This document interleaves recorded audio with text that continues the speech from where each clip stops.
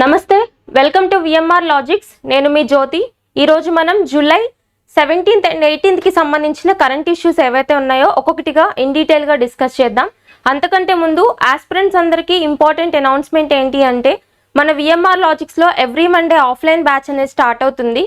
And VMR సార్కి సంబంధించిన arithmetic content అనేది అప్డేట్ చేయడం జరుగుతుంది. Nothing but each and every కాన్సెప్ట్లోనూ నంబర్ ఆఫ్ మోడల్స్తో ఇన్కార్పొరేట్ చేసి అప్డేటెడ్ వర్షన్ని లాంచ్ చేయడం జరిగింది. అండ్ మాక్ టెస్ట్ ఎక్స్ప్లెనేషన్స్ ఏవైతే ఉంటాయో అవి మన VMR sir, Kadambari madam and Soumya madam చేత ఎక్స్ప్లెయిన్ చేయించడం జరుగుతుంది. త్వరలో జిఎస్కి సంబంధించిన మాక్ టెస్ట్ పేపర్స్ కూడా మీ ముందుకు తీసుకురావడం జరుగుతుంది. సో ఇవి మా విఎంఆర్ లాజిక్స్ యొక్క ఆన్లైన్ అండ్ ఆఫ్లైన్ నంబర్స్. ఎవరికైనా ఎలాంటి డౌట్స్ ఉన్నా ఈ నంబర్స్కి కాల్ చేసి మీ డౌట్స్ని క్లారిఫై చేసుకోవచ్చు. So coming to today's first concept, July 17th and 18th కి సంబంధించిన ఇష్యూస్ అన్ని ఒక్కొక్కటిగా డిస్కస్ చేద్దాం. అందులో ఫస్ట్ ఇష్యూ వచ్చేసి జీడిపి ప్రొజెక్షన్స్. మనం ఎకానమీలో రెగ్యులర్గా చూసే ఒక న్యూస్ ఏంటి అంటే జీడిపి ప్రొజెక్షన్స్ చూస్తుంటాం కదా. సో అంటే ఏంటి, గ్రాస్ డొమెస్టిక్ ప్రోడక్ట్ అంటే ఒక కంట్రీలో ఒక ఫినాన్షియల్ ఇయర్లో ప్రొడ్యూస్ అయిన వస్తు సేవల అంతిమ విలువ అనమాట. అర్థమైందా? అంటే these are the goods and services that were produced within the financial year within the domestic territories of the country. దాన్నే మనం జీడిపి అని పిలుస్తాం. ఓకేనా? అయితే ఈ జీడిపి ఎలా ఉంటుంది, కంట్రీకి సంబంధించిన జీడిపి ఎలా ఉంటుంది అని చెప్పేసి కొన్ని నేషనల్ అండ్ ఇంటర్నేషనల్ ఆర్గనైజేషన్స్ ఏవైతే ఉంటాయో అవన్నీ కూడా ప్రొజెక్ట్ చేస్తూ ఉంటాయి. ప్రొజెక్షన్స్ అంటే ఏంటి? అంచనాలు, ఎస్టిమేషన్స్ అనమాట. అంటే ఇంత ఉండబోతుంది ఈ కంట్రీ యొక్క జీడిపి నెక్స్ట్ ఇయర్లో, ఈ ఇయర్లో అండ్ ప్రీవియస్ ఇయర్లో, ఇట్లా చెప్తుంటారనమాట జీడిపి ఎస్టిమేషన్స్ అనేవి. సో అలా ఎవ్రీ కంట్రీకి సంబంధించిన జీడిపి ఎస్టిమేషన్స్ అనేవి చూస్తుంటాం కదా. సో దాంట్లో ఇండియాకి సంబంధించి ఐఎంఎఫ్ అంటే ఇంటర్నేషనల్ మానిటరీ ఫండ్ ఉంటుంది కదా, అంతర్జాతీయ ద్రవ్య నిధి అని పిలుస్తాం మనం. సో ఈ ఐఎంఎఫ్ అనేది ఇండియా యొక్క జీడిపిని ఎంతగా ఎస్టిమేట్ చేసిందో చూద్దాం మనం. So watch out the world, India is making to the top. IMF improves India's growth projections for FY25 to 7%. ఎంత? 7% కి ఎస్టిమేట్ చేసిందంట. ఏంటి? International monetary fund. ఏ ఇయర్ కి? ఫినాన్షియల్ ఇయర్ 25 కి, అంటే 24-25 ఇయర్ కి గాను ఇండియా యొక్క జీడిపి ఎంత అని ఎస్టిమేట్ చేసింది అని ఐఎంఎఫ్ అని అడిగితే ఎంత? 7% గా ఎస్టిమేట్ చేసింది. దీని కంటిన్యూషన్ టాపిక్ ఇంకోటి ఉంటుంది, అది కూడా మనం డిస్కస్ చేద్దాం. So coming to the next concept, Chandipura virus తో 4 ఏళ్ల బాలిక మృతి. ఇక్కడ మనం చూడాల్సింది ఏంటి అంటే ఇది మనం జనరల్ సైన్స్ కిందకి తీసుకోవచ్చు. And also virus the pathogens in the news కింద కాన్సెప్ట్ కూడా తీసుకోవచ్చు. ఇక్కడ మనం ఏ వైరస్ వచ్చినా, న్యూస్లోకి కొత్తగా ఏ డిసీజ్ వచ్చినా కానీ, whether it may be viral disease are bacterial disease are fungal disease, ఏదైనా కానీ దానికి సంబంధించి అది ఏ స్టేట్లో ఫస్ట్ ఆఫ్ ఆల్ రిపోర్ట్ అయిందో చూసుకోవాలి. ఓకే, ఇక్కడ చాందీపుర అనే వైరస్ ఒకటి న్యూస్లోకి వచ్చింది, very important. Chandipura virus majorly ఏ స్టేట్ లో ఇది కనిపించింది అంటే గుజరాత్ స్టేట్ లో చాందీపుర వైరస్ అనే ఒక వైరస్ నమోదయ్యి అక్కడ ఒక మృతి నమోదవడం జరిగింది అనమాట. అంటే ఒకరు చనిపోయారు, ఒక చైల్డ్ ఎవరైతే ఉన్నారో చనిపోయారు, అట్లా రిపోర్ట్ అయింది. అయితే మనం మేజర్గా ఏమనుకుంటాము అంటే కొత్తగా ఏ డిసీజెస్ వచ్చినా కానీ ఇండియాలో మ్యాక్సిమం కేరళలో ఫస్ట్ కేసు అనేది రిపోర్ట్ అవుతూ ఉంటుంది కదా. సో అలా మనం కన్ఫ్యూజ్ అయ్యే ఛాన్స్ ఉంటుంది. కాబట్టి ఏదైనా పెక్యులర్గా వచ్చింది స్పెషల్గా మార్క్ చేసుకోవాలి. ఇక్కడ చాందీపుర వైరస్ అనేది for the first time report అయింది, గుజరాత్లో రిపోర్ట్ అయింది, కేరళలో కాదు. ఒకసారి కాన్సెప్ట్ చూద్దాం. గుజరాత్లో చాందీపుర వైరస్ సోకడంతో 4 ఏళ్ల బాలిక మృతి చెందిందని రాష్ట్ర అధికారులు నిర్ధారించారు. ఆ వైరస్ కారణంగా నమోదైన తొలి మరణం ఇదేనని స్పష్టం చేశారు. బాలిక నమూనాలను పరీక్షించిన పూణేలోని నేషనల్ ఇన్స్టిట్యూట్ ఆఫ్ వైరాలజీ, ఇది ఇంపార్టెంట్ మనకి, ఎన్ఐవి జాతీయ వైరాలజీ సంస్థ, అంటే నేషనల్ ఇన్స్టిట్యూట్ ఆఫ్ వైరాలజీ అంటారు. సో వైరస్ కి సంబంధించిన ఏ టెస్ట్స్ అయినా, ఏ శాంపిల్స్ అయినా, లేదు అంటే వైరస్ కి సంబంధించి శాంపిల్స్ కలెక్షన్ అయినా కానీ మొత్తం చూసుకునే సంస్థ, నేషనల్ ఆర్గనైజేషన్ ఏంటి అంటే ఇండియాలో నేషనల్ ఇన్స్టిట్యూట్ ఆఫ్ వైరాలజీ. కాబట్టి దీని హెడ్ క్వార్టర్స్ ఇంపార్టెంట్. ఎక్కడ? పూణేలో ఎన్ఐవి యొక్క హెడ్ క్వార్టర్స్ ఉన్నాయి. పూణే ఎక్కడుంది అంటే మహారాష్ట్రలో ఉంది. ఓకేనా? సో ఈ ఎన్ఐవి వాళ్ళు ఈ చాందీపుర వైరస్ శాంపిల్స్ ని కలెక్ట్ చేసి టెస్ట్ చేసి ఓకే ఈ వైరస్ వల్లనే డెత్ రిపోర్ట్ అయింది అని చెప్పేసి క్లారిటీ ఇచ్చారనమాట. ఓకేనా? సో ఎన్ఐవి అనేది మనకి ఆల్రెడీ ఒక వ్యాక్సిన్ తయారీలో కో-ఫౌండర్గా ఉంది. ఏ వ్యాక్సిన్ అంటే అది కోవాక్సిన్ ఉంది కదా. ఇండియాలోనే ఫస్ట్ ఇండైజినస్ కోవిడ్ వ్యాక్సిన్ ఏది అని అడిగితే కోవాక్సిన్ అని చెప్తాం. కోవాక్సిన్ తయారు చేసిన సంస్థ ఏంటి అంటే భారత్ బయోటెక్. కృష్ణ ఎల్లా సుచిత్ర ఎల్లా గారిది సంస్థ ఉంది కదా వ్యాక్సిన్స్ సంస్థ, అదేంటి అంటే భారత్ బయోటెక్, హైదరాబాద్ బేస్ గా వర్క్ చేస్తున్న సంస్థ.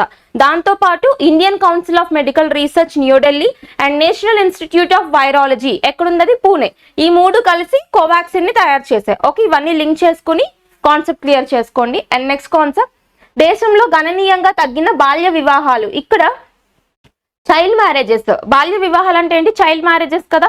సో చైల్డ్ మ్యారేజెస్ కి సంబంధించి ఒక రిపోర్ట్ వచ్చింది మనకి, వెరీ ఇంపార్టెంట్. ఇక్కడ ఏం చెప్తున్నారు అంటే ఇండియాలో చైల్డ్ మ్యారేజెస్ తగ్గుతున్నాయంట. ఓకే, సో అదేంటో చూద్దాం మనం. పౌర సమాజ సంస్థలు, గ్రామ పంచాయతీల జోక్యంతో దేశంలో బాల్య వివాహాల సంఖ్య గణనీయంగా తగ్గినట్లు జాతీయ బాలల హక్కు పరిరక్షణ కమిషన్ ఇటీవల విడుదల చేసిన నివేదికలో పేర్కొంది. వెరీ ఇంపార్టెంట్, ఎందుకంటే ఇది ఎవరిచ్చిన రిపోర్ట్ అంటే ఎన్సిపిసిఆర్ అంటే national commission for protection of child rights అంటాం కదా. సో ఎన్సిపిసిఆర్ రిలీజ్ చేసిన రిపోర్ట్స్ కాబట్టి వెరీ ఇంపార్టెంట్. మనకి ఎలా తగ్గాయంట, గ్రామ పంచాయతీలు జోక్యం చేసుకోవడంతో చైల్డ్ మ్యారేజెస్ అనేవి తగ్గినాయి అనేసి చెప్తున్నారు. అయితే ఇది ఎలా మనం లింక్ చేసుకోవచ్చు అంటే ఎక్కడైనా కానీ మనం చూసుకుంటే చైల్డ్ మ్యారేజెస్ ఇంకా జరుగుతున్నాయంటే జరుగుతూనే ఉంటాయి. ఎక్కడ మాక్సిమం అర్బన్ ఏరియాస్ లో తక్కువ, కానీ రూరల్ ఏరియాస్ లో ఎవరు కూడా పట్టించుకోరు అనమాట. ఇన్ కేస్ ఎవరికన్నా రిపోర్ట్ చేయాలన్న ఆలోచన వచ్చినా కానీ రూరల్ ఏరియా కాబట్టి ఎవరు జోక్యం చేసుకోవడానికి అంతగా ముందుకు రారు. అలాంటప్పుడు అక్కడున్న గ్రామ పంచాయతీలు ఏవైతే ఉంటాయో అవి జోక్యం చేసుకుని ఈ బాల్య వివాహాల సంఖ్యను తగ్గించాయని చెప్పేసి ఎన్సిపిసిఆర్ రిపోర్ట్ లో పేర్కొంది. అండ్ నెక్స్ట్ వన్, 2023-24 గ్రామ పంచాయతీల సహాయంతో దేశంలో 59,364 బాల్య వివాహాలను అడ్డుకోగా ఇదే సమయంలో 17 రాష్ట్రాలు, అన్ని కేంద్రపాలిత ప్రాంతాల్లోని 265 జిల్లాల్లో ఉన్న 161 పౌర సమాజ సంస్థలు 14,000కు పైగా బాల్య వివాహాలను నిరోధించాయి. ఈ సెంటెన్స్ మనకి ఇంపార్టెంట్. గ్రామ పంచాయతీల జోక్యంతో ఎన్ని తగ్గించారు అంట 23-24లో 59,364 చైల్డ్ మ్యారేజెస్ ని తగ్గించారు. ఓకేనా, సో ఈ యొక్క డేటా గుర్తుపెట్టుకోండి. అండ్ ఎన్సిపిసిఆర్ గురించి స్పెషల్ గా మనం స్టాట్యుటరీ బాడీస్ కింద చదువుకోవాలి ఇండియన్ పాలిటీ అండ్ గవర్నెన్స్ లో. సో ఇక్కడ మనం చూడాల్సింది ఏంటి అంటే ఎన్సిపిసిఆర్ ఇది 2005 యాక్ట్ కింద 2007లో ఎస్టాబ్లిష్ చేయబడిన సంస్థ. ఓకే, 2005 అంటే ఇది మనం ఒక స్టాట్యుటరీ బాడీ అని చెప్పాం కదా, అంటే ఇదొక చట్టబద్ధమైన సంస్థ అన్నమాట. మీన్స్ ఏదైనా ఒక సెంట్రల్ యూనియన్ యాక్ట్ ద్వారా కానీ లేదు అంటే స్టేట్ లెజిస్లేటివ్ అసెంబ్లీస్ చేసిన ఒక చట్టం ద్వారా కానీ ఫామ్ అయిన ఆర్గనైజేషన్స్ ఏవైతే ఉంటాయో వాటన్నిటిని మనం చట్టబద్ధ సంస్థలు అని పిలుస్తాం. ఐ మీన్ ఇంగ్లీష్ లో స్టాట్యుటరీ ఆర్ రెగ్యులేటరీ బాడీ అని కూడా పిలుస్తాం కదా. సో ఇది ఏ చట్టం ద్వారా ఫామ్ అయింది అంటే protection of child rights act of 2005. ఆ యాక్ట్ కింద 2007లో ఫామ్ అయిన సంస్థ national commission for protection of child rights అన్నమాట. ఇండియాలో చైల్డ్ రైట్స్ ని ప్రొటెక్ట్ చేసే ఒక సంస్థ అన్నమాట. సో దీనికి ప్రెసెంట్ హెడ్ ఎవరని అడుగుతారు, ప్రియాంక కానూంగ్ గారు దీనికి హెడ్ గా ఉన్నారు. Very important person Priyanka Kanoongo. Okay, and ఇదే సంస్థ మనకి లాస్ట్ వీక్ లో కూడా న్యూస్ లోకి వచ్చింది. ఎట్లా వచ్చింది అంటే మీకు గుర్తుంటే మనం జార్ఖండ్ కి సంబంధించి ఈ మైకా మైన్స్ ఉంటాయి కదా. సో ఈ మైకా మైన్స్ మొత్తం కూడా జార్ఖండ్ కి సంబంధించి చైల్డ్ లేబర్ ఫ్రీ అని చెప్పేసి ఒక స్టేట్మెంట్ ఇచ్చిన సంస్థ. ఏ సంస్థ అంటే ఎన్సిపిసిఆర్. మనం ఆల్రెడీ డిస్కస్ చేసాం. సో ఇవన్నీ ఒకే చోట లింక్ చేసుకుని ఫాలోఅప్ చేసుకోండి. And next concept, Indian Navy's frontline frigate INS Tabbar arrived at Hamburg, Germany on 17 July 24 for 3-day visit. ఇక్కడ ఒక నావల్ షిప్ అనేది న్యూస్ లోకి వచ్చింది. ఆ షిప్ పేరేంటి అంటే ఐఎన్ఎస్ తబ్బర్. సో నావల్ షిప్స్ ఏది న్యూస్ లోకి వచ్చినా దానికి సంబంధించి మనం ఏం చూడాలి, అది ఎవరు తయారు చేశారో చూడాలి, అండ్ అది ఇప్పుడు ఎందుకు న్యూస్ లోకి వచ్చిందో చూడాలి. ఓకే, అసలు ఇది ఎందుకు న్యూస్ లోకి వచ్చింది అంటే ఇక్కడ ఏ ఎక్సర్సైజ్ జరగట్లేదు, అంటే ఏ సైనిక విన్యాసం జరగలేదు, కానీ జర్మనీని జస్ట్ ఒక 3-day విజిట్ చేయడానికి, ఓకే అక్కడ నావల్ ఫోర్సెస్ ని విజిట్ చేయడానికి మాత్రమే ఇండియన్ నావల్ షిప్ తబర్ అనేది జర్మనీ ఎగ్జాక్ట్ లొకేషన్ వచ్చేసి హ్యాంబర్గ్ ని విజిట్ చేయడం జరిగిందంట. సో ఇక్కడ మనం చూడాల్సింది ఏంటి అంటే ఈ ఐఎన్ఎస్ తబర్ అనేది ఇప్పుడు జర్మనీకి వెళ్ళింది కదా. సో అయితే ఈ ఐఎన్ఎస్ తబర్ ని ఇండియన్ నావీకి ఎవరు తయారు చేసి ఇచ్చారు అంటే రష్యా. ఓకే, ఈ point important. INS Tabar is a stealth frigate built for the Indian navy in Russia. Frigate అంటే నథింగ్ బట్ ఆ వర్డ్ చూడండి, ఫ్రిగేట్ అనే వర్డ్ ఎక్కడ వచ్చినా it is a war vessel, అంటే వార్ షిప్ అన్నమాట. వెజిల్ అంటే షిప్ అని చెప్తాం కదా, వెజిల్ VESSEL, వెజిల్ అంటే షిప్ అన్నమాట. ఓకేనా. సో ఫ్రిగేట్ అంటే వార్ షిప్. ఓకే. సో ఇది రష్యా వాళ్ళు తయారు చేసి ఇండియన్ నేవీకి ఇవ్వడం జరిగింది. అండ్ ఇక్కడ ఇంకొక ఇంపార్టెంట్ పాయింట్ ఏంటి అంటే ఈ ఐఎన్ఎస్ తబర్ అనేది మనకి వెస్ట్రన్ నావల్ కమాండ్ కి చెందిన ఒక naval ship.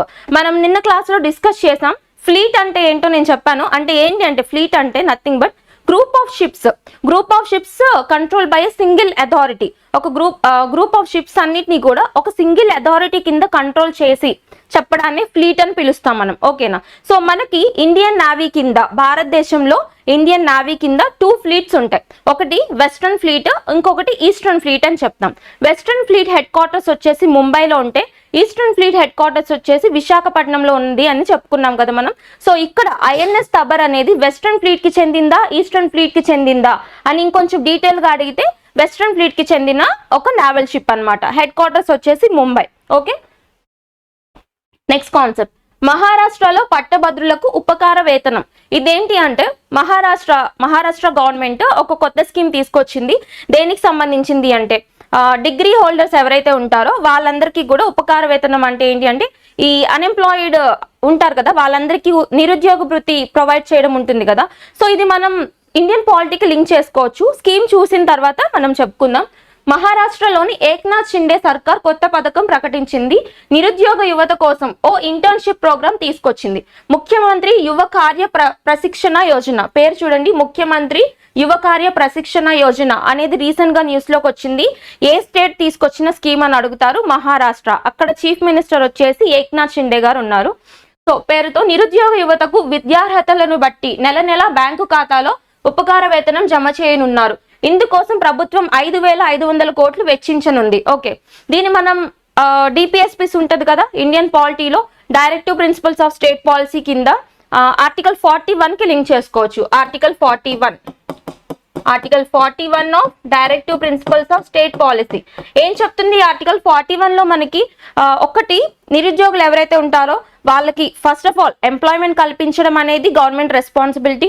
In case employment కల్పించలేకపోతే వాళ్ళందరికీ కూడా నిరుద్యోగ వృత్తి, అన్ఎంప్లాయిడ్ అలవెన్సెస్ అనేవి ఇవ్వాలి అని చెప్పేసి ఈ ఆర్టికల్లో చెప్తారు. అలాంగ్ విత్ వృద్ధుల సంక్షేమం, పీడబ్ల్యూడిసి యొక్క సంక్షేమం, ఇవన్నీ కూడా ఆర్టికల్ 41 లోనే మనం లింక్ చేసుకోవచ్చు. ఓకేనా.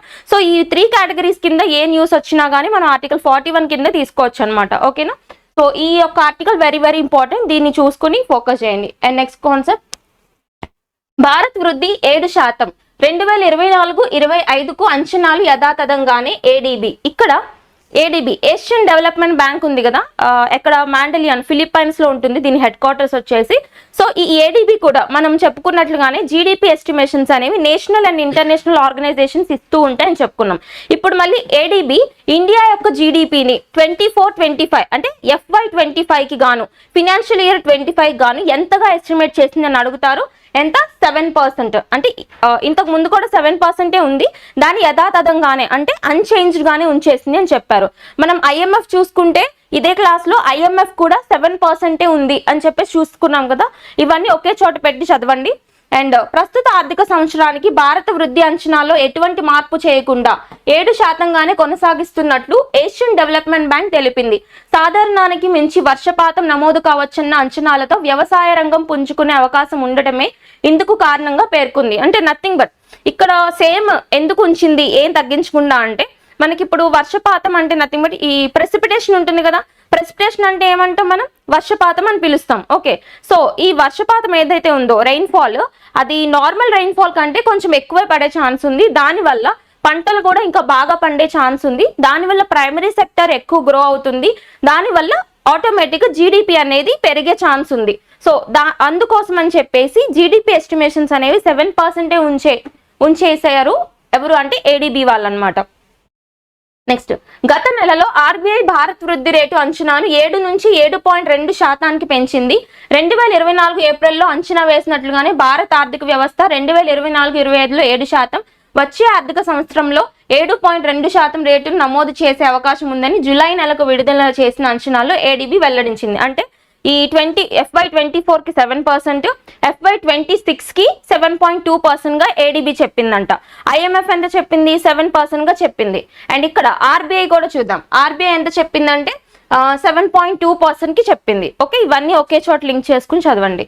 అండ్ ఇవన్నీ ఏంటి అంటే ఇప్పుడు మనం చెప్పుకుంటున్నాం కానీ మళ్ళీ నెక్స్ట్ మంత్లో మారిపోయే ఛాన్స్ ఉంటుంది. కాబట్టి మనకి ఎగ్జామినేషన్ ఎప్పుడైతే ఉంటుందో ఆ ఎగ్జామినేషన్కి విత్ ఇన్ 1 వీక్ బిఫోర్ అప్పుడు అప్డేట్ చేసుకోవాలి ఇవన్నీ. సో ఈ సంస్థలు ఏంటో గుర్తుపెట్టుకోండి, ఆ సంస్థలు ఇచ్చిన డేటా ఏంటో ఎగ్జామినేషన్ ముందు మనం అప్డేట్ చేసుకుందాం. ఓకే, బికాస్ ఎవ్రీ మంత్ మారిపోతూ ఉంటాయి అన్నమాట estimations. Next month union minister Shri Jyotiraditya M. Scindia releases the future is now as a theme for India Mobile Congress 2024. ఇక్కడ ఒక మీటింగ్, కాంగ్రెస్ అంటే ఏంటి, ఇక్కడ మీటింగ్ అంటాం కదా, సో ఆర్ సమ్మిట్. సో ఒక మీటింగ్ అనేది న్యూస్లోకి వచ్చింది. దేనికి సంబంధించింది అంటే ఇండియా మొబైల్ కాంగ్రెస్ 2024. అయితే ఇది దేనికి సంబంధించింది అంటే టెక్నాలజీ, డిజిటల్ టెక్నాలజీ ఇన్నోవేషన్స్ ప్రోత్సహించే విధంగా, ఓకేనా, టెక్నాలజీస్ని ప్రోత్సహించే విధంగా ఒక సమ్మిట్ అన్నమాట. ఓకే, దాని యొక్క థీమ్ ఏంటి అని అడుగుతారు. ఇండియా మొబైల్ కాంగ్రెస్ 2024 యొక్క థీమ్ ఏంటి అంటే ద ఫ్యూచర్ ఈజ్ నౌ అనేది ఒక థీమ్ అన్నమాట. ఒకసారి చూద్దాం. ద 8th ఎడిషన్, ఇప్పుడు జరిగింది ఎన్నో ఎడిషన్? 8th ఎడిషన్ అంట. The 8th edition of Asia's premier digital technology exhibition India mobile congress co-hosted by the Department of Telecommunications and Cellular Operators Association of India will be held from 15th October at Pragati Maidan in New Delhi this year. Okay, ఎక్కడ జరిగింది అంటే host న్యూఢిల్లీలో జరిగింది. Maximum అక్కడే జరుగుతాయి summits అన్ని. ఏమైనా peculiar గా ఉంటే మనం చూద్దాం. Next, IMC 2024 will serve as a perfect platform to showcase innovative solutions, services and state-of-the-art use cases in the technology ecosystem. Nothing but technology రంగంలో ఇన్నోవేటివ్ సొల్యూషన్స్ ని వెతుక్కునే దిశగా ఈ యొక్క మీటింగ్ అన్నమాట, సమ్మిట్. ఎక్కడ జరిగింది, దాని థీమ్ ఏంటో చూడండి సరిపోతుంది. ఫ్యూచర్ ఈజ్ నవ్ అనేది థీమ్ న్యూఢిల్లీలో జరిగిందనమాట. Next, ministry of mines will host the mineral exploration hackathon and critical mineral road show at Begumpet, Hyderabad. ఇక్కడ mines ministry, okay, mines ministry వాళ్ళు ఒక హ్యాకథాన్ కండక్ట్ చేయబోతున్నారు. ఎక్కడ అంటే హైదరాబాద్ బేగంపేటలో కండక్ట్ చేయబోతున్నారు. దేనికి సంబంధించింది అంటే ఈ క్రిటికల్ మినరల్స్ ఉంటాయి కదా, వీటిని ఎక్స్ప్లోర్ చేయడంలో, అంటే వీటిని వెలికి తీయడంలో కొత్త టెక్నాలజీస్ ని మనం ఇన్కార్పొరేట్ చేసే విధంగా ఒక హ్యాకథాన్ అన్నమాట. అంటే ఆర్టిఫిషియల్ ఇంటెలిజెన్స్, మెషిన్ లెర్నింగ్ ఈ టెక్నిక్స్ ని యూజ్ చేసి ఇంకా ఫాస్ట్ గా అండ్ ఇంకా ప్రొడక్టివ్ గా మినరల్ ఎక్స్ప్లోరేషన్ అనేది చేసే విధంగా కండక్ట్ చేసిన ఒక హ్యాకథాన్ అన్నమాట. చూద్దామని. సో హైదరాబాద్ బేగంపేటలో చేయబోతున్నారు. So, the event will be graced by the Union Minister of Coal and Mines, Government of India, Shri G. Kishan Reddy. ఎవరున్నారు ప్రెసెంట్ క్యాబినెట్ లో? Ministry of coal and mines అంటే కిషన్ రెడ్డి గారు ఉన్నారు కదా, సో ఆయన. And mineral exploration hackathon will be focused on దేని గురించో చూద్దాం. Mineral hunt techniques, innovative mineral hunt techniques అంటే కొత్తగా ఎలాంటి టెక్నిక్స్ వాడి మినరల్స్ ని ప్రొడక్టివ్ గా బయటికి తీయాలి అని. Next, this initiative aims to enhance mineral prognostication using globally practiced state-of-art techniques, using artificial intelligence and machine learning techniques. Okay. Next, అణు విద్యుత్లో సరికొత్త ఆవిష్కరణ. ఇక్కడ న్యూక్లియర్ పవర్ ఉంది కదా, న్యూక్లియర్ పవర్ కి సంబంధించి కొత్తగా ఒక ఇన్నోవేషన్ అనేది న్యూస్ లోకి వచ్చింది. సో ఆ ఇన్నోవేషన్ ఏంటో చూద్దాం మనం. భారతీయ శాస్త్రవేత్తలు అణు విద్యుత్ రంగంలో సరికొత్త సాంకేతికతతో హైలెన్ ఆర్ పేరుతో అణు రియాక్టర్ ను ఆవిష్కరించారు. దాని పేరేంటి? హైలెన్ ఆర్. అంటే నథింగ్ బట్ ఇక్కడ న్యూక్లియర్ ఫ్యూజన్ రియాక్షన్ ద్వారా చేశారనమాట. ఇది ఒకసారి చూద్దాం. హైడ్రోజన్ న్యూక్లియర్ ఫ్యూజన్ రియాక్షన్ ద్వారా తీసుకొచ్చిన ఒక ఇన్నోవేషన్. అయితే అసలు ఈ కాన్సెప్ట్ ఏంటి అంటే ఎక్కడైతే మారుమూల గ్రామాల్లో కానీ ఎక్కడైనా కొన్ని కొండ ప్రాంతాల్లో కానీ ఈ తీగలు ఎలక్ట్రిక్ వైర్స్ వెళ్ళలేని ప్లేసెస్ లోకి కూడా ఎలక్ట్రిసిటీ వెళ్లే విధంగా ఈ యొక్క ఇన్నోవేషన్ అనేది యూజ్ అవుతుంది. సో వెరీ యూస్ఫుల్ కదా ఇది. సో ఇంకా విద్యుత్ లేని ఏరియాస్ ఉన్నాయి అంటే ఉన్నాయి మనం చూస్తే. ఓకే, అలాంటి చోట్లకు కూడా ఎలక్ట్రిక్ వైర్స్ వెళ్ళలేని చోటకు కూడా కరెంట్ ని తీసుకెళ్లే దిశగా ఈ యొక్క ఇన్నోవేషన్ అనేది యూజ్ అవుతుంది. కాబట్టి ఇంపార్టెంట్. దాని పేరేంటి? హైలెన్ ఆర్. సో దీన్ని ఇళ్లల్లో వెలుగులకు, వంట అవసరాలు మొదలుకొని భారీ మొత్తంలో సరఫరాకు, అంతరిక్ష అవసరాలకు వినియోగించుకునే వీలుందని ఆవిష్కర్తలు చెబుతున్నారు. దీన్ని కేంద్ర ప్రభుత్వం నుంచి పేటెంట్ తీసుకున్నారు. భారత మిసైల్ ప్రోగ్రాం మాజీ శాస్త్రవేత్త, పద్మశ్రీ పురస్కార గ్రహీత doctor Prahlad Ramarao very very important person. ఎందుకు అంటే ఇక్కడ పద్మశ్రీ వచ్చింది కదా ఈయనకి, so important. And missile programme కి సంబంధించిన డైరెక్టర్ కాబట్టి ఇంపార్టెంట్ అనమాట. మనకి ఇలాంటి పర్సన్స్ ని ఇండైరెక్ట్ గా అడుగుతుంటారు. మనం మొన్న ఎస్ఎస్సి ఎగ్జామినేషన్ లో చూసినట్లయితే ఇలా ఇండైరెక్ట్ గా న్యూస్ లో ఉన్న పర్సన్స్ గురించే ఎక్కువ అడిగారనమాట. కాబట్టి నోట్ చేసుకోండి వీళ్ళని. సో భారత మిసైల్ ప్రోగ్రామ్ మాజీ శాస్త్రవేత్త పద్మశ్రీ గ్రహీత డాక్టర్ ప్రహ్లాద్ రామారావు, సయ్యద్ ముష్బీర్ అలీ, సిద్ధార్థ్ దురైరాజన్, డాక్టర్ శివవరప్రసాద్ ఈ హైడ్రోజన్ లో ఎనర్జీ న్యూక్లియర్ రియాక్టర్ ను రూపొందించారు. ఈ హైలన్ ఆర్ యొక్క ఫుల్ ఫామ్ ఏంటి అంటే హైడ్రోజన్ లో ఎనర్జీ న్యూక్లియర్ రియాక్టర్. జస్ట్ గుర్తుపెట్టుకోండి, ఇట్లా ఒక హైడ్రోజన్ లో ఎనర్జీ న్యూక్లియర్ రియాక్టర్ అనేది న్యూస్ లోకి వచ్చింది. దేనికి సంబంధించింది అంటే ఎలక్ట్రిక్ వైర్స్ కూడా వెళ్ళలేని చోటకి అండ్ సస్టైనబుల్ ఎనర్జీలో భాగంగా అండ్ రెన్యూబుల్ ఎనర్జీని ఎంకరేజ్ చేసే విధానంలో భాగంగా తీసుకొచ్చిన ఒక ఇన్నోవేషన్ అన్నమాట. ఇక్కడ మనం గుర్తుపెట్టుకోవాల్సిన పర్సన్ డాక్టర్ ప్రహ్లాద్ రామారావు గారు, very very important person. And ఇండియాలో మొత్తం న్యూక్లియర్ రియాక్టర్స్ ప్రెసెంట్ రన్నింగ్ లో ఎన్ని ఉన్నాయంటే 7 న్యూక్లియర్ రియాక్టర్స్ ఉన్నాయి. అవేంటేంటి అంటే మనం చూస్తే కర్ణాటకలో కైగా న్యూక్లియర్ పవర్ ప్లాంట్ ఉంది, మహారాష్ట్రలో తారాపూర్ న్యూక్లియర్ పవర్ ప్లాంట్ ఉంది, గుజరాత్ లో కాక్రపార్ న్యూక్లియర్ పవర్ ప్లాంట్ ఉంది, తర్వాత తమిళనాడులో Kalpakkam and Kudankulam nuclear power plants ఉన్నాయి, తర్వాత ఉత్తరప్రదేశ్ లో నరోరా న్యూక్లియర్ పవర్ ప్లాంట్ ఉంది, రాజస్థాన్ లో Rawat Bhata nuclear power plant ఉంది. ఇవి మొత్తం 7 న్యూక్లియర్ పవర్ ప్లాంట్స్. ఏ స్టేట్ లో ఏ న్యూక్లియర్ పవర్ ప్లాంట్ ఉంది, దాని యొక్క కెపాసిటీస్ కూడా కొంచెం డీటెయిల్ గా అడిగే ఛాన్స్ ఉంటుంది. మేజర్ గా స్టేట్స్ న్యూక్లియర్ పవర్ ప్లాంట్స్ పేర్లు మాత్రం గుర్తుపెట్టుకోండి సరిపోతుంది. అండ్ నెక్స్ట్ కాన్సెప్ట్, తెలంగాణలో 56.08 లక్షల ఎకరాల్లో సాగు. ఇక్కడ సాగు భూమికి సంబంధించి తెలంగాణ రీజనల్ ఇష్యూకి సంబంధించిన ఇంపార్టెంట్ ఇష్యూ అనమాట. ఎకానమీలో మనం అగ్రికల్చర్ పోర్షన్ లో అప్డేట్ చేసుకోవచ్చు దీన్ని. ఏంటి అంటే సాగు భూమి అంటే ఏంటి, కల్టివబుల్ ల్యాండ్ ఎంత ఉంది ప్రెసెంట్ ఈ ఫినాన్షియల్ ఇయర్ లో అంటే 56.08 లక్షలు ఉందంట. అయితే ఇది ఇంప్రూవ్ అయింది అనేసి చెప్తున్నారు వ్యవసాయ శాఖ వాళ్ళు. రాష్ట్ర వ్యవసాయ శాఖ ఏదైతే ఉందో అంటే nothing but state agriculture department ఉంటుంది కదా, వాళ్ళు చెప్తున్నారనమాట. లాస్ట్ ఇయర్ ఎంత ఉంది అంట 50.10 లక్షలు మాత్రమే ఉంది ఏంటి సాగు భూమి. ఇప్పుడు 56.08 లక్షలు అంటే 6.08 లక్షలు పెరిగింది కదా. సో అది అప్డేట్ చేసుకోండి సరిపోతుంది. ప్రెసెంట్ సాగు భూమి తెలంగాణలో ఎంత ఉంది అంటే 56 lakhs ఏకర్స్ మాత్రం ఉందంట కల్టివబుల్ ల్యాండ్ సాగు భూమి అంటే. నెక్స్ట్, భారత్ కు చేరుకున్న ఛత్రపతి శివాజీ వ్యాగ్నక్.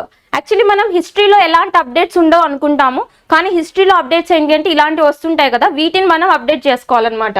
ఒకటి, హిస్టరీలో ఎలా చదువుకోవాలి అంటే అప్డేట్స్ ఏదైనా ప్రామినెంట్ పర్సన్ కి సంబంధించిన ఇష్యూ వచ్చినా, లేదు అంటే వాళ్ళ యానివర్సరీస్ కానీ కొరనేషన్ సెరమనీస్ కానీ, తర్వాత ఎవరివైనా లైక్ ఈ కల్చరల్ హెరిటేజ్ సైట్స్ కానీ ఎక్స్కవేషన్స్ కానీ ఇవన్నీ కూడా మనం హిస్టరీలో అప్డేట్ చేసుకోవాలి.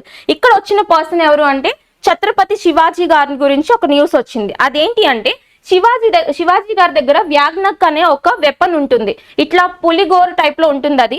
సో ఇదేంటి అంటే మనకి ఇప్పుడు ఇండియాకి వచ్చిందంట, అదేంటో చూద్దాం మనం. ఛత్రపతి శివాజీ వినియోగించిన వ్యాగ్నక్ భారత్ కు వచ్చింది. లండన్ మ్యూజియం నుంచి బుధవారం తీసుకొచ్చినట్లు కేంద్ర సాంస్కృతిక శాఖ సహాయ మంత్రి సుధీర్ ముంగంటివార్ తెలిపారు. ఈ వ్యాగ్నక్ ను ఈ నెల 19 నుంచి మ్యూజియంలో 7 నెలల పాటు ప్రదర్శనకు ఉంచినట్లు ఆయన చెప్పారు. ఎక్కడి నుంచి తీసుకొచ్చారు ఇండియాకి? లండన్ మ్యూజియం నుంచి ఇండియాకి తీసుకొచ్చారంట. ఓకేనా? అయితే ఈ వ్యాగ్నక్ ని యూజ్ చేసి సతారా వార్ లో ఈయన గెలిచారని చెప్పేసి చెప్తారు. సో ఇక్కడ సతారా వార్ న్యూస్ లోకి వచ్చింది కాబట్టి ఇయర్ ఇంపార్టెంట్. ఏ ఇయర్? 1659. 1659 ఇయర్ లో సతారా వార్ జరిగింది. చూద్దాం. 1659 లో సతారా యుద్ధంలో వ్యాగ్నక్ ఆయుధంతోనే బీజాపూర్ సుల్తాన్ అఫ్జల్ ఖాన్ ను శివాజీ మట్టుబెట్టారు. వ్యాగ్నక్ ను మహారాష్ట్రకు తీసుకురావడానికి 14 లక్షలు మాత్రమే ఖర్చు అయినట్లు తెలిపారు. ఓకే, సతారా వార్ చూడండి సరిపోతుంది. అండ్ ఇక్కడ శివాజీ గారికి సంబంధించిన వెరీ వెరీ ఇంపార్టెంట్ పాయింట్స్ ఉన్నాయి కొన్ని. ఒకటి ఆయన పుట్టిన ఇయర్, అండ్ ఇంకొకటి కరోనేషన్ సెరమనీ అంటే ఆయన యొక్క ఈ సింహాసనం అధిష్ఠిస్తారు కదా, సో దాన్ని కరోనేషన్ సెరమనీ అంటాము, అది కూడా చూద్దాం. So he was born on 19 February 1630 at Shivaneri Fort in district Pune at the present state of Maharashtra. So మహారాష్ట్రలో మేజర్ ఎమినెంట్ పర్సనాలిటీ కదా ఈయన.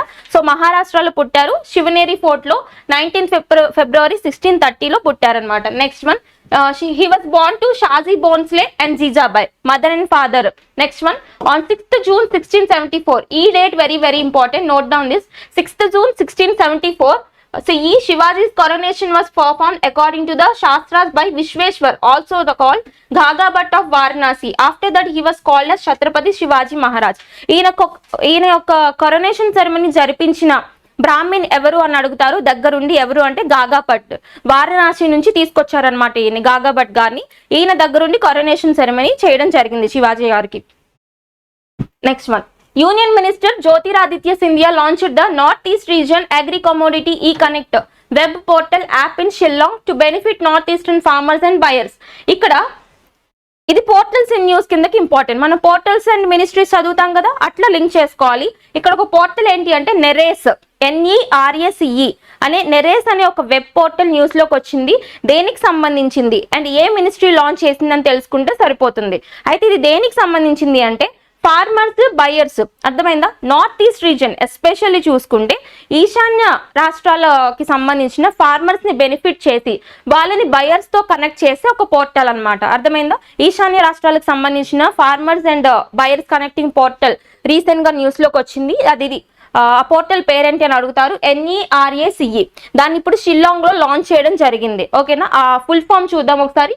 North east reason agri commodity ఈ కనెక్ట్ పేరులోనే ఉంది కదా, ఫార్మర్స్ ని బయర్స్ ని కనెక్ట్ చేసే పోర్టల్. ఎస్పెషల్ గా ఫోకస్డ్ ఏరియా ఏంటి అంటే నార్త్ ఈస్ట్ స్టేట్స్ ని ఫోకస్ చేస్తారు. ఓకే, అండ్ ఇక్కడ ఇంకొక పాయింట్ మనం చూడాల్సింది ఏంటి, మినిస్ట్రీ. ఏ మినిస్ట్రీ కింద ఈ పోర్టల్ ఉంది చూద్దాం. Ministry of development of north east region and ministry of communications, government of India. Okay, Shri honourable minister, మేఘాలయకి సంబంధించి చీఫ్ మినిస్టర్, వీళ్ళందరూ కలిసి లాంచ్ చేయడం జరిగింది అనమాట. Okay, next, External Affairs Minister Dr. Subramaniam Jaishankar inaugurated the India-Mauritius Maitri Udyan in Port Louis on July 16, 2024, marking his first bilateral visit after reappointment. Nothing but ఇక్కడ మనం చూడాల్సింది ఏంటి అంటే bilateral relationship between India and Mauritius. Mauritius అంటే ఇది ఒక Indian ocean లో ఉన్న ఒక ద్వీప దేశం అని చెప్పేసి చెప్తాం కదా, ఐలాండ్ నేషన్ అన్నమాట. సో మారిషియస్ తో మనకి ఏ ఒప్పందాలు ఉన్నాయో ఇక్కడ ఒకసారి డిస్కస్ చేద్దాం బ్రీఫ్ గా. ఏంటి అంటే ఒక 4 ఒప్పందాలు అనేవి న్యూస్ లోకి వచ్చినాయి. ఇప్పుడు క్యాబినెట్ రీఅపాయింట్మెంట్ జరిగిన తర్వాత మన మినిస్ట్రీ ఆఫ్ ఎక్స్టర్నల్ అఫైర్స్ ఎవరైతే ఉంటారో, విదేశీ శాఖ మంత్రిత్వ శాఖ ఎవరైతే ఉన్నారో సుబ్రహ్మణ్యం జయశంకర్ గారు, ఆయన మారిషియస్ విజిట్ చేశారు. అక్కడ కొన్ని ఒప్పందాల గురించి మన న్యూస్ లో చూసాం. అవేంటో చూద్దాం ఒకసారి. So he planted a tree alongside Mauritius foreign ministers Manish Gobin. First one వచ్చేసి మైత్రి ఉద్యాన్. మైత్రి ఉద్యాన్ అనేది ఒకటి లాంచ్ చేయడం జరిగింది. లైక్ నథింగ్ బట్ ప్లాంటేషన్ ని పెంచడానికి మైత్రి ఉద్యాన్ ఒకటి లాంచ్ చేశారు. అండ్ ఇంకొకటి ఏంటి అంటే and visited the India assisted civil service college project.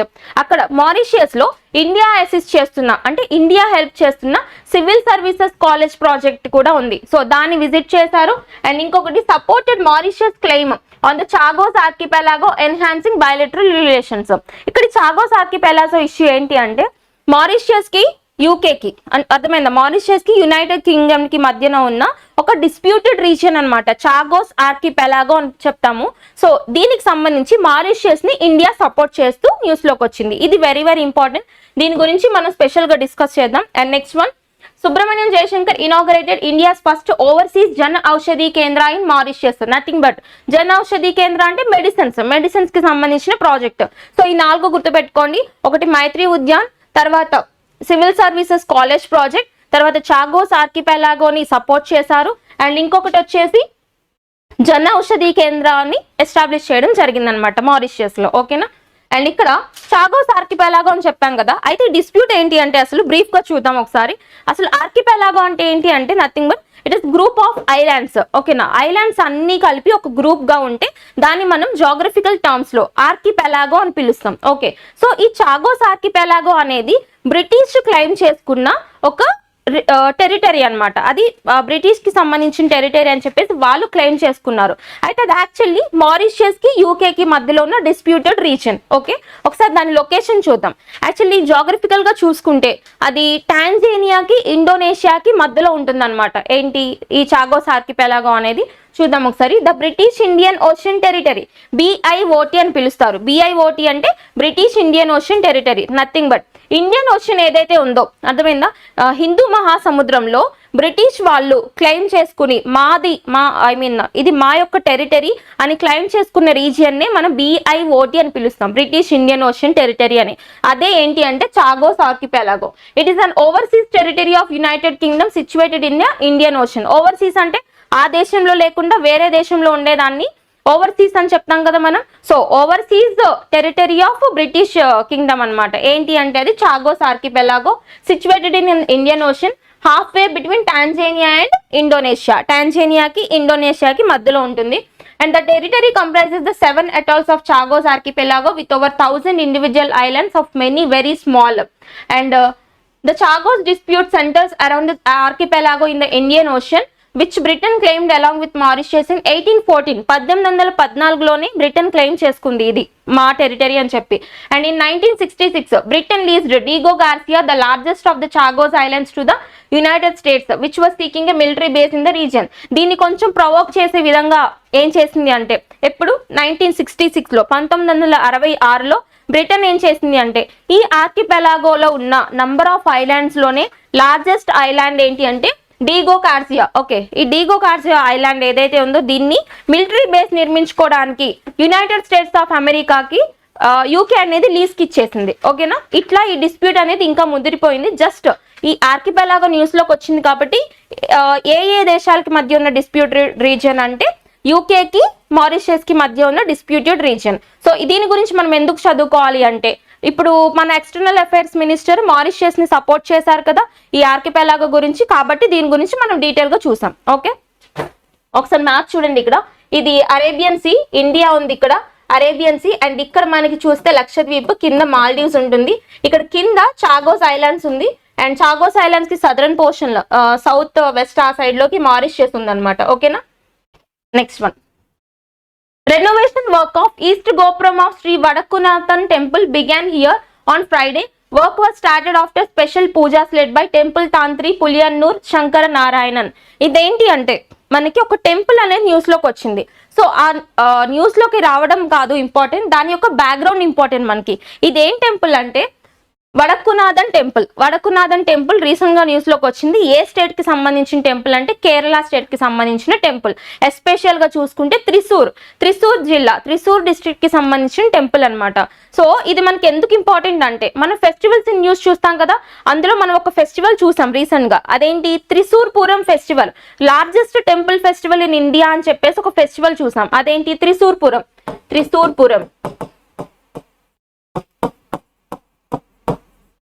Okay, చూసాం కదా, గుర్తుందా ఈ టెంపుల్, ఈ ఫెస్టివల్. సో ఈ త్రిశూర్పురం ఫెస్టివల్ ఏదైతే ఉందో ఇది జరిగే లొకేషన్ ఏంటి అంటే ఈ టెంపులే అన్నమాట. ఓకే, అందుకని ఇది మనకి ఇంపార్టెంట్. దీని రెనోవేషన్ వర్క్ తో ఇది న్యూస్ లోకి వచ్చింది. ఒకసారి చూద్దాం దాన్ని ఎవరు బిల్డ్ చేశారో అని. The Vadakkunnathan temple is an ancient Hindu temple dedicated to Shiva in the Thrissur district of Kerala. ఏ గాడ్ ఉంటారంటే అక్కడ god Shiva. And mural paintings depicting various scenes from the Mahabharata can be seen inside the temple. దీనికి ఫేమస్ ఏంటి అంటే మహాభారతానికి సంబంధించిన మురాల్ పెయింటింగ్స్ అనేవి ఉంటాయి. మురాల్ పెయింటింగ్స్ అంటే direct depictions on the walls మీద, వీటి మీద డిపిక్షన్స్ ఉంటాయి అనమాట. మేజర్ గా దేనికి సంబంధించి మహాభారతానికి సంబంధించిన డిపిక్షన్స్ ఉంటాయి. And mural paintings A state కి ఫేమస్ అని అడుగుతారు, గుర్తుపెట్టుకోండి, కేరళలో మాత్రం మెయిన్ గా ఉంటుంది. And some parts of Rajasthan, Bihar, Odisha ఈ ఏరియాస్ లో కూడా మురాల్ పెయింటింగ్స్ ఉంటాయి. And next one, the shrines and the Kuttambalam display vignettes carved in the wood. The temple along with the mural paintings has been declared as a national monument by India under AMASR Act. ఇక్కడ act వచ్చింది కదా, ఇది ఏంటి అంటే ancient monuments and remains act అన్నమాట. దీన్ని national monument కింద India వాళ్ళు డిక్లేర్ చేశారు. And Thekkinkadu Maidan encircling the Vadakkunnathan temple is the main venue of renowned Thrissur Pooram festival. మనం డిస్కస్ చేసాం కదా త్రిశూర్పురం ఫెస్టివల్ ఎక్కడ సెలబ్రేట్ చేస్తారు అంటే ఈ వడకునాథన్ టెంపుల్ యొక్క మైదాన్ అంటే గ్రౌండ్ ఉంటుంది కదా, ఆ గ్రౌండ్ పేరేంటి అంటే తెక్కినకాడు మైదాన్ అన్నమాట. ఈ మైదాన్లో త్రిశూర్పురం ఫెస్టివల్ అనేది ద లార్జెస్ట్ ఫెస్టివల్ ఆఫ్ ఇండియాని సెలబ్రేట్ చేయడం జరుగుతుంది కేరళ. అండ్ నెక్స్ట్ వన్, పిల్లలకు వ్యాక్సిన్లలో భారత్ వెనుకబాటు. ఇక్కడ వ్యాక్సినేషన్ కి సంబంధించి ఒక రిపోర్ట్ వచ్చింది. సో ఇక్కడ ఏంటి అంటే ఇండియా చిన్న పిల్లలకి వ్యాక్సినేషన్స్ ఇవ్వడంలో కొంచెం వెనుకబాటు ఉంది అని చెప్పి రిపోర్ట్ వచ్చింది. సో అన్ని రిపోర్ట్స్ చదవాలంటే ఇది ఇంటర్నేషనల్ రిపోర్ట్ కాబట్టి ఇంపార్టెంట్. ఇక్కడ రిపోర్ట్ ఇచ్చింది ఎవరు అంటే world health organization along with UNICEF. UNICEF అంటే united nation international children emergency fund అని పిలుస్తాం కదా. సో వీళ్ళు ఇద్దరు కలిసి ఇచ్చిన రిపోర్ట్ కాబట్టి వెరీ వెరీ ఇంపార్టెంట్. ఒకసారి చూద్దాం. ఇతర ప్రపంచ దేశాలతో పోలిస్తే పిల్లలకు వ్యాక్సినేషన్ విషయంలో భారత్ చాలా వెనుకబడి ఉందని WHO యునిసెఫ్ తాజా నివేదిక వెల్లడించింది. 2 నెలల వయసులో ఇచ్చే డిటిపి వ్యాక్సిన్ అంటే 2 months కి ఇస్తారు కదా, అది డిఫ్టీరియా పర్చుసిస్ టెటానస్ వ్యాక్సిన్ అంటారు. డిటిపి వ్యాక్సిన్ చిన్నపిల్లలకి ఇస్తారు. అండ్ డిటిపి వ్యాక్సిన్స్ మొదటి డోస్ మిస్ అయిన చిన్నారుల సంఖ్య ప్రపంచవ్యాప్తంగా 2022లో దాదాపు 1.39 కోట్ల మంది ఉండగా 2023కు సంఖ్య 1.45 కోట్లకు పెరిగిందని తెలిపింది. ఓకే, సో ఇది చూద్దాం. అండ్ ఇక్కడ కంట్రీస్ వైజ్ ర్యాంక్స్ చూడండి. ఫస్ట్ అంటే డోసెస్ వారీగా ర్యాంక్స్, వ్యాక్సినేషన్ పొందని చిన్నారులు ఎవరైతే ఉంటారో వాళ్ళకి సంబంధించిన డేటా అనమాట ఇది. ఫస్ట్ వన్ వచ్చేసి నైజీరియా ఉంది అండ్ సెకండ్ ప్లేస్ లో ఇండియా ఉంది. ఇది ఇంపార్టెంట్ మనకి. సెకండ్ ప్లేస్ లో ఇండియా ఉంది. ఏంటిది? వ్యాక్సిన్ పొందని చిన్నారులు దేశాల వారీగా ఫస్ట్ ఎవరు పొందలేదు అంటే నైజీరియన్స్ ఎక్కువ తీసుకోలేదు చిన్నపిల్లలు, అండ్ సెకండ్ ప్లేస్ లో ఇండియా ఉందన్నమాట. సో ఇది ఇంతవరకు డేటా చూడండి సరిపోతుంది. అండ్ ఇక్కడ మనం యునిసెఫ్ కి సంబంధించి WHOకి సంబంధించి డేట్స్ ఇంపార్టెంట్, ఎప్పుడు ఎస్టాబ్లిష్ చేశారు అని, ఇంటర్నేషనల్ కాబట్టి. యునిసెఫ్ వచ్చేసి 1946 December 11th New York head quarters గా ఉంటుంది.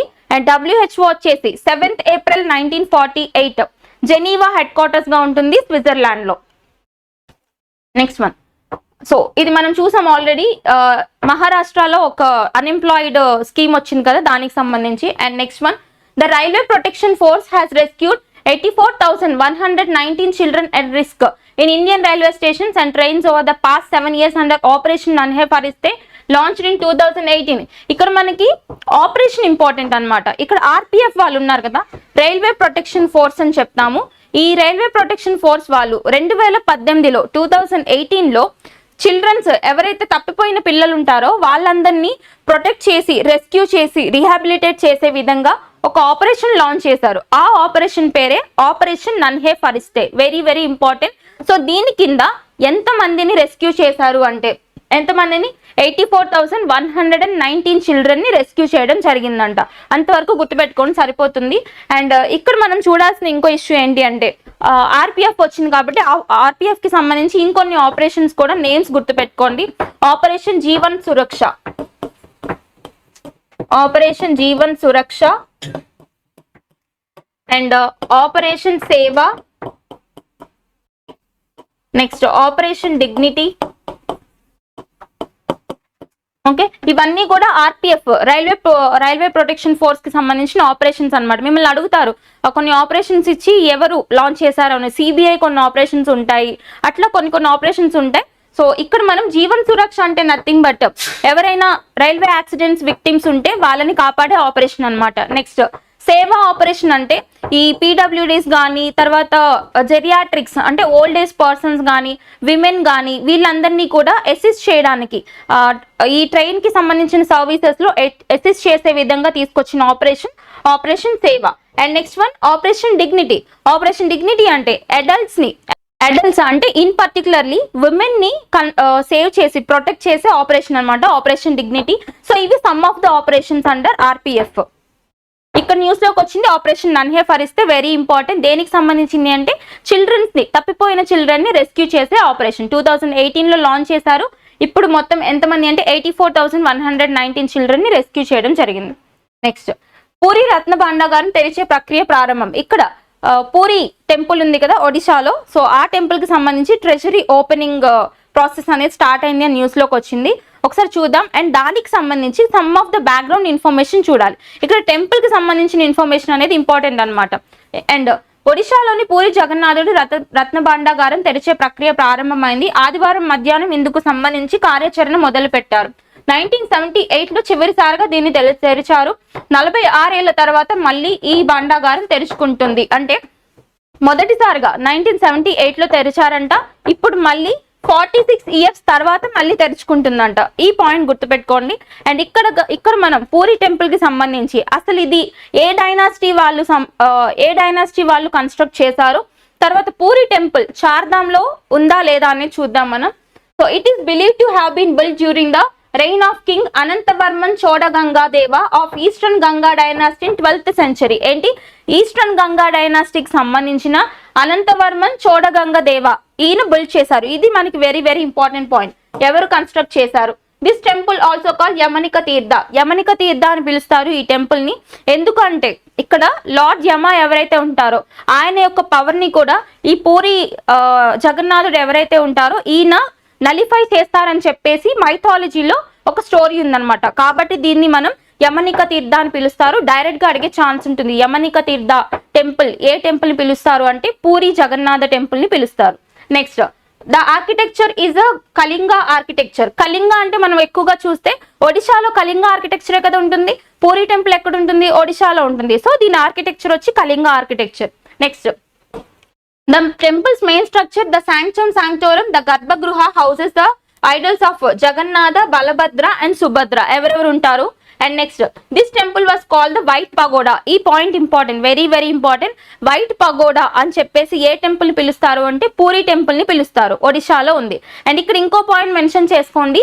బ్లాక్ పగోడా అని పిలిచే టెంపుల్ పేరేంటి అని కూడా చూడండి. బ్లాక్ పగోడా అంటే మనకి ఒడిశాలోని మనకి కోనార్క్ సూర్య దేవాలయం ఉంది కదా, కోనార్క్ సన్ టెంపుల్ ఏదైతే ఉందో కోనార్క్ సన్ టెంపుల్. ఓకే, ఈ కోనార్క్ సన్ టెంపుల్ ని బ్లాక్ పగోడా అని పిలుస్తారు అనమాట. సో ఇక్కడ వైట్ పగోడా అంటే పూరి టెంపుల్ ని పిలుస్తారు. అండ్ ఈ కోనార్క్ సన్ టెంపుల్ కి సంబంధించి మనం లాస్ట్ ఇయర్ ఒక ఇంపార్టెంట్ ఇష్యూ చూసాం. అదేంటి? ఈ కోనార్క్ టెంపుల్ యొక్క చారియట్ వీల్ ఏదైతే ఉందో దీనికి సంబంధించి ఇంటర్పోల్ ఉంటుంది కదా, సో ఇంటర్పోల్ యొక్క లోగోగా తీసుకోవడం జరిగింది. అదొకటి ఒక పాయింట్ లింక్ చేసుకోండి. అండ్ నెక్స్ట్ వన్ వచ్చేసి it is a part of Chardham pilgrimages. మనకి చార్ధామ్ అనేది వెరీ వెరీ ఇంపార్టెంట్ కాన్సెప్ట్ మీకు కల్చర్ పార్ట్ లో. చార్ధామ్ అంటే నథింగ్ బట్ ఇది ఒక 4 ప్లేసెస్ అనమాట. 4 పిల్గ్రిమేజెస్ ఉంటాయి. ఒక్క విషయం గుర్తుపెట్టుకోండి, చార్ధామ్ అంటే ఇండియాలో 2 చార్ధామ్లు ఉంటాయి. ఒకటి ఇండియా మొత్తానికి చార్ధామ్ ఉంటుంది, ఇంకొకటి కేవలం ఉత్తరాఖండ్ కి మాత్రమే ఒక చార్ధామ్ యాత్ర ఉంటుంది. ఓకేనా? సో ఇండియా మొత్తానికి చార్ధామ్ అంటే 4 టెంపుల్స్ ఉంటాయి. డైరెక్షన్స్ వారీగా చూస్తే నార్త్ లో చూసుకుంటే మనకి బద్రీనాథ్ ఉంటుంది ఉత్తరాఖండ్ లో. నెక్స్ట్ ద్వారకా వచ్చేసి వెస్ట్ లో ఉంటుంది. ఎక్కడ? గుజరాత్ కదా. అండ్ నెక్స్ట్ వన్ పూరి వచ్చి ఈస్ట్ ఒడిశాలో ఉంటుంది. అండ్ సౌత్ లో తమిళనాడు రామేశ్వరం. ఈ 4ని మనం ఇండియాలో చార్ధామ్ పిల్గ్రిమేజ్ టూర్ అని చెప్తాం. So Puri temple is a part of Chardham yatra in India అన్నమాట. ఓకేనా? అండ్ ఇంకొక చార్ధామ్ చెప్పాను కదా, ఉత్తరాఖండ్ లో కూడా ఇంకో చార్ధామ్ ఉంటుంది. అందులో ఉన్న టెంపుల్స్ ఏంటి అని గుర్తుపెట్టుకోండి. ఒకటి బద్రీనాథ్, తర్వాత కేదార్నాథ్, నెక్స్ట్ యమునోత్రి, నెక్స్ట్ గంగోత్రి. ఈ 4ని కూడా ఉత్తరాఖండ్ లో ఉన్న చార్ధామ్ గా పిలుస్తారు. Clear? And next one Jammu Kashmir లో 30 ఏళ్లకు తెరుచుకున్న ఆలయం. ఇక్కడ ఒక టెంపుల్ న్యూస్ లోకి వచ్చింది. ఈ టెంపుల్ 30 ఇయర్స్ తర్వాత తెరుచుకుందంట. ఎక్కడ? జమ్మూ కాశ్మీర్ లో తెరుచుకుంది. ఆ టెంపుల్ పేరేంటి? ఏ స్టేట్ గుర్తుపెట్టుకోండి సరిపోతుంది. సో 3 దశాబ్దాల తర్వాత జమ్మూ కాశ్మీర్లోని అనంతనాగ్ లో ఉమా భగవతి అమ్మవారి ఆలయం తెరుచుకుంది. పేరేంటి? ఉమా భగవతి అమ్మవారి ఆలయం. ఎక్కడ తెరుచుకుంది అంటే జమ్మూ కాశ్మీర్ లో, ఎస్పెషల్ గా డిస్ట్రిక్ట్ వచ్చి అనంతనాగ్ డిస్ట్రిక్ట్. ఓకే, దీన్ని 1990లో కూల్చివేసిన ఉమా భగవతి అమ్మవారి ఆలయం పునరుద్ధరణ జరిగినట్టు కేంద్ర మంత్రి నిత్యానంద్ రాయ్ వెల్లడించారు. ఇది యాక్చువల్లీ 1990లో కూల్చేశారంట. ఇప్పుడు మళ్ళీ రెనోవేషన్ జరిగి తెలుసుకోవడం జరిగింది. జస్ట్ గుర్తుపెట్టుకోండి టెంపుల్ పేరు ఏ స్టేట్ అని చూస్తే సరిపోతుంది. నెక్స్ట్ వన్ ఇక్కడ కింగ్ ఆల్కరాస్. ఇక్కడ మనకి ఈ యొక్క టెన్నిస్ ఉంటుంది కదా, టెన్నిస్ కి సంబంధించిన గ్రాండ్ స్లామ్స్ అనేవి మనకి ఇయర్ లాంగ్ న్యూస్ లోకి వస్తూ ఉంటాయి. మనకి మీరు గుర్తుపెట్టుకోవాల్సిన విషయం ఏంటంటే గ్రాండ్ స్లామ్స్ ఏ గేమ్ లో ఉంటాయి అంటే టెన్నిస్ లో ఉంటాయి. అందులో కూడా ఎస్పెషల్ గా 4 గ్రాండ్ స్లామ్స్ ఉంటాయి. ఆ 4 గ్రాండ్ స్లామ్స్ కూడా మనం ఆర్డర్ లో గుర్తుపెట్టుకోవాలి. ఇయర్ స్టార్టింగ్ లో మనకి జరిగేది ఆస్ట్రేలియన్ గ్రాండ్ స్లామ్. సో ఇది ఫస్ట్ లో జరుగుతుంది. తర్వాత ఆస్ట్రేలియా, తర్వాత ఫ్రెంచ్ ఓపెన్ జరుగుతుంది. ఫ్రెంచ్ తర్వాత వింబుల్డన్ జరుగుతుంది, వింబుల్డన్ గ్రాండ్ స్లామ్. నెక్స్ట్ వచ్చి యుఎస్ ఓపెన్ జరుగుతుంది. ఓకేనా? టెన్నిస్ లో ఎన్ని గ్రాండ్ స్లామ్స్ ఉన్నాయని మిమ్మల్ని అడిగితే 4 ఉంటాయి. 4 గ్రాండ్ స్లామ్ టోర్నమెంట్స్ ఉంటాయి. సో అందులో ఇప్పుడు ఆల్రెడీ 3 అయిపోయాయి అనమాట. యుఎస్ ఓపెన్ ఇంకా జరగలేదు. సో ఇప్పుడు న్యూస్ లోకి వచ్చింది వింబుల్డన్ ఓపెన్ ని టెన్నిస్ లో గెలిచింది ఎవరు అంటే కార్లోస్ ఆల్కరాజ్ గెలిచారు. కాబట్టి పైన 2 కూడా చూద్దాం ఒకసారి. ఫస్ట్ ఆస్ట్రేలియన్ ఓపెన్ గెలిచింది ఎవరు అంటే Jannik Sinner. Okay, next French open, Wimbledon open ఈ రెండింటిని గెలిచింది ఒకటే పర్సన్, ఎవరు అంటే ఆల్కరాజ్, కార్లోస్ ఆల్కరాజ్ గెలిచారనమాట. ఓకే, ఇంతవరకు ఈ పాయింట్స్ గుర్తుపెట్టుకోండి సరిపోతుంది. సో ప్రతిష్టాత్మక వింబుల్డన్ టోర్నీని 3వ సీజన్ కార్లోస్ ఆల్కరాజ్ వరుసగా 2 ఏదాలు గెలుచుకున్నారు. సో ఆదివారం సెంటర్ కోర్ట్ వేదికగా జరిగిన ఫైనల్లో ఈ ఆల్కరాజ్ ఎవరైతే ఉన్నారో నోవాక్ జోకోవిచ్ పైన గెలిచారనమాట. ఓకే, జస్ట్ ఇంతవరకు ఎవరు గెలిచారు, ఏ గ్రాండ్ స్లామ్ లో గెలిచారు చూడండి సరిపోతుంది. And next one, Rwanda's Kagame wins 4th term with 99% of vote. ఇక్కడ రువాండాకు సంబంధించి కొత్త ప్రెసిడెంట్ న్యూస్ లోకి వచ్చారు. ఆయన పేరేంటి అంటే పాల్ కగామే. సో ఇక్కడ ఓటింగ్ పర్సంటేజ్ చూడండి, very very important. 99% oats pole అయ్యాయి అనమాట. ఇది హిస్టారిక్ మూమెంట్ కదా, ఇంత ఓటింగ్ ఒకే పర్సన్ కి రావడం అంటే.